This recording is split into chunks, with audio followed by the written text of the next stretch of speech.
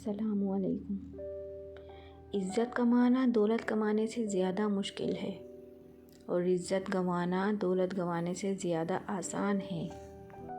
باپ کی دولت پہ گھمنڈ کرنے کا کیا مزہ؟ مزہ تو تب ہے جب دولت اپنی ہو اور فخر باپ کرے۔ ایک اچھا غریب وہ ہوتا ہے جو دولت مند کی دولت دیکھ کر حسد نہ کرے، اور ایک اچھا امیر وہ ہوتا ہے جو غریبوں کو اپنی دولت سے خوف زدہ نہ کرے۔ دنیا والوں نے سزا یہ دی کہ آنکھوں سے چھین لی نیندیں۔ میرا قصور یہ تھا کہ جینے کے خواب دیکھے تھے۔ میں لوٹ آئی ہوں پھر سے اپنی اسی کیلے تنہائی میں۔ لے گیا تھا کوئی اپنی محفلوں کا لالچ دے کے۔ کسی بے قصور انسان کو ذلیل کرتے ہوئے آپ اس کی اوقات یاد نہیں دلا رہے ہوتے، بلکہ اپنی اوقات دکھا رہے ہوتے ہیں۔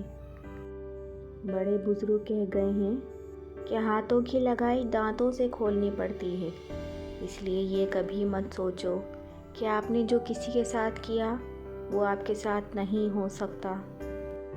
کچھ لوگوں کے سینے میں دل کی جگہ کیلکولیٹر ہوتا ہے، ہاتھ ملانے سے پہلے حساب لگا لیتے ہیں کہ اس بندے سے کتنا فائدہ ہونا ہے۔ ہماری قسمت نہیں کھیلتی، بعض اوقات انسان کھیل جاتے ہیں انسانوں کے ساتھ۔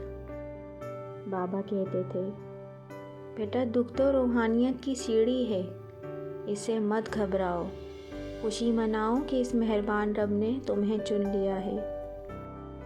دولت، رتبہ اور اختیار ملنے سے انسان بدلتا نہیں ہے، بلکہ اس کا اصلی چہرہ سامنے آ جاتا ہے۔ تم ان لوگوں سے محتاط رہو جو باتوں میں مٹھاس اور دل میں زہر رکھتے ہیں۔ لوگوں کے بدلے ہوئے مزاج ہی تو ہمیں انسان بنا دیتے ہیں، ورنہ تو ہم سمجھ ہی نہ پائیں کہ زندگی کتنی مشکل ہے۔ کیوں ہم کو سناتے ہو جہنم کے فسانے؟ اس دور میں جینے کی سزا کم تو نہیں ہے۔ یہ بھی اچھا ہوا کہ قدرت نے رنگین نہیں رکھے آنسو، ورنہ جس کے دامن پہ گرتے وہ تو بدنام ہو جاتا۔ مجھ سے نہ مل سکے گا کسی کا مزاج بھی، مجھ کو تو اب گلاب بھی کالے پسند ہیں۔ اپنی اپنی جنت کے کچھ خواب لیے اپنی اپنی دوزخ میں جی رہے ہیں سبھی۔